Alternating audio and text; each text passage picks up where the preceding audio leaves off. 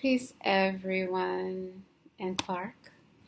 Um, so this is my discussion 6B. I hope it's not so late in the game that you all don't circle back around. But like I told Lindsay on one of the discussions, that if you don't, I understand, and if you do, it's here for you. So, yeah, Clark, this week, the offerings, I was in all of them. It felt like I was receiving direct messages for my life and being reminded of, who I am, especially, well, who I've been afraid to show up as, or for whatever reason I've been blocking myself from showing up as, um, and then also the person that I'm working towards. It was everything. So I'm gonna answer the questions here. What does the warrior spirit image look like for you?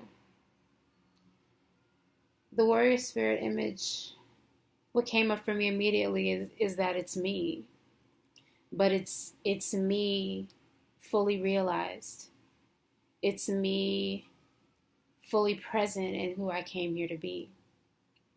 Um, it's definitely not outside of me, but somehow I have those moments where I convince myself that it is. Um, what is your definition of warrior spirit? Hmm.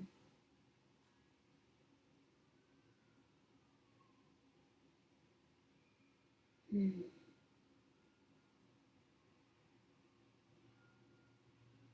I think it's the good fight that exists in us, and it's the air that carries. Um, yeah, the warrior spirit I feel like is made up of all of the dreams, all of the wishes, all of the prayers, all of the medicine that has been sent with us, like through our journeys. I feel like it's our essence. I feel like that's the part of ourselves that we really come to this world to get to know. And, a lot of times it doesn't happen in this lifetime. It's a matter of a choice that we make. And I feel like the warrior spirit, I guess the best definition of it is it's our essence. It's our truest essence. Um, being your version of warrior spirit, what qualities are you embodying? Fearlessness, um, patience, um, stillness, compassion, diligence, perseverance, discipline, and love. What is ritual for you? Everything is ritual for me. um, you know, the way that I get dressed, laying all of my things out, thinking about how I feel that day and the colors that I want to put on or what's speaking to me to throw on. Even if it seems like there's no planning, everything that I have, I absolutely love.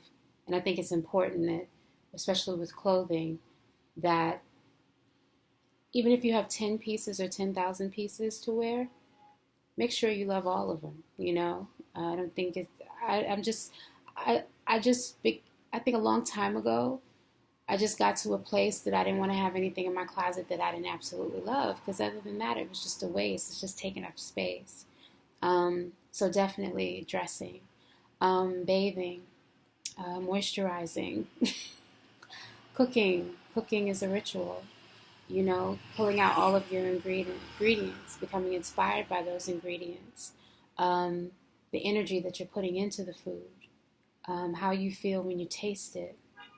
Um, dancing. Dancing is definitely ritual. Um, uh, so, yeah, life is a ritual. What are the important rituals that you have? Um,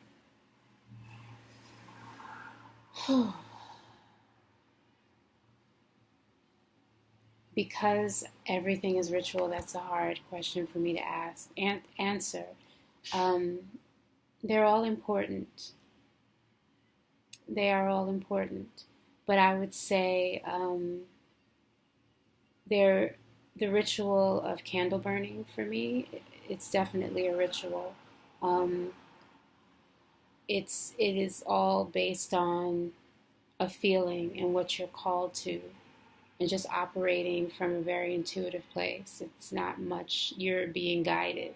Um, and I think ritual is done best when you're being guided. Um, it is about a feeling, it is about where you're being taken to because there's messages within that for you. Um, but I would say like candle work, um, there's different ancestral baths that can be taken for cleansing and clearing and um, man, dancing. That's what I mean. It's just everything. um, I could go on, and I am. Sorry, 6:28. Okay. Um, is there a myth that resonates with what you are going through currently, or a myth that you have been living by? Is there a myth that resonates with what I am going through currently? Um, if there was a myth about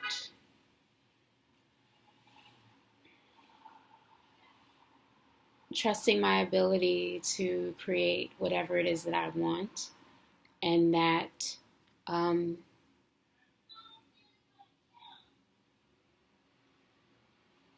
we need to realize that each of us holds the key to our own freedom.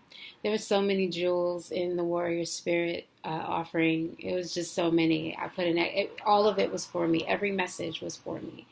Um, yeah, so it would be that, and also trusting the myths about trusting those solid a lot because before we do things we have an answer, and really listening to that. And I don't think it's so much that I wasn't listening to myself, but it was also something that I needed to see. So sometimes for me, the listening, you can get a solid no, and it's like, no, that's not it. But then it's like you might get a soft no, but then there's this thing, but there is something there you need to experience. So all right, I hope I answered the question. I feel like I kind of did.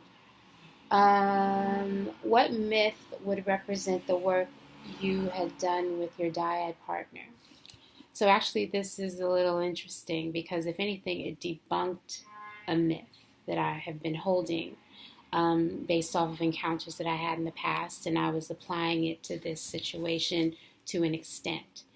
Um, so I already went into the dyad with this idea that individuals like Eastern Europeans tend to be very cold in their energy and have flat personalities and, just a lot of stereotypes. And this may be true for some, and I've only met some.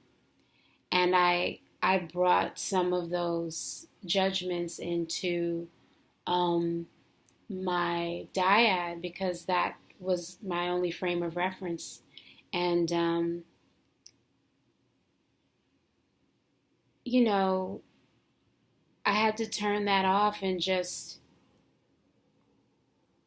connect with my partner. So it ended up being really good for me because then I got to know her more as a person. And yes, her expressions may be different.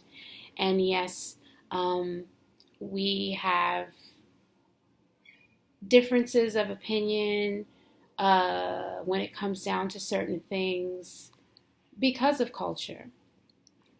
But finding those places where we meet and where we connect was the jewel, in the experience. And then from those places, we were able to be of assistance and of service to one another. So that was really great. It was definitely really great. How does the 4 season framework resonate with you? It made total sense.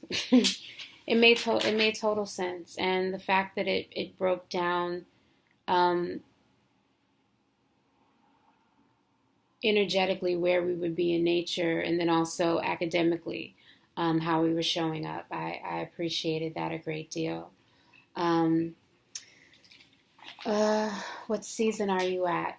That is also a difficult question to answer because I found that I resonated with different aspects from different. There isn't just one that I could say I'm fully in that. I feel like there's something about autumn that I connect with. There's definitely something about winter that I connect with, and something that I connect with in spring. So in autumn, uh, the part that I connected with the most, it is important to release the body from accumulated tensions. This period has marked a period for me where I was made aware of how different things affect me, affect my body, and having to be mindful of how I process emotions, because it manifests in me physically. It has been manifesting in me physically. Um, so that is what I thought of immediately. And then with winter, there was a part. Um,